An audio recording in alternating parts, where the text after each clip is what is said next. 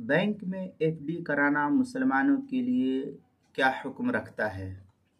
चुनांचे bank में या इसके अलावा किसी और इदारे में एफडी कराना जिस पर इजाफी रकम बाद में मिलती हो, ये एफडी कराना इस तरीके से मुतय्यन रुपये पैसे को जमा करना के बाद में चंद सालों के बाद या चंद महीनों के बाद या चंद दिनों के बाद दुगुना या और ज़्यादा हो जाए, इस तरीके से करना ये नाजायज़ और हराम है।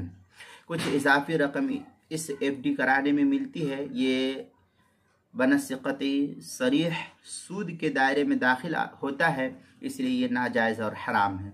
इस तरीके से बैंक में एफडी कराना भी नाजायज़ और हराम होगा, और बैंक के अलावा अगर किसी जगह यही सूरत हाल पेश आती हो तो वहाँ भी एफडी कराना नाजायज़ और हराम है। इस मसले को मुस्तफ़ाद किया इज़ाहुन नवादिर के पहली जिल्द सफ़ा 175 और फतावा कासमिया की 20वीं जिल्द सफ़ा 323 और 24 से।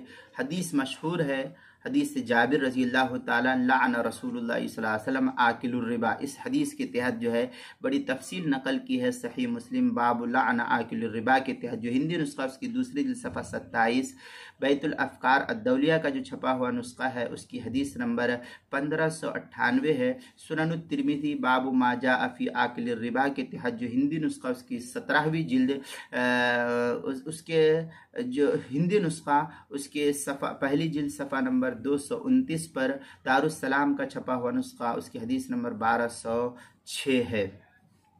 तफसीर कबीर में अल्लामा फ़खरुद्दीन राज़ी ने बड़ी तफसील से नकल किया है इस आयत के तहत,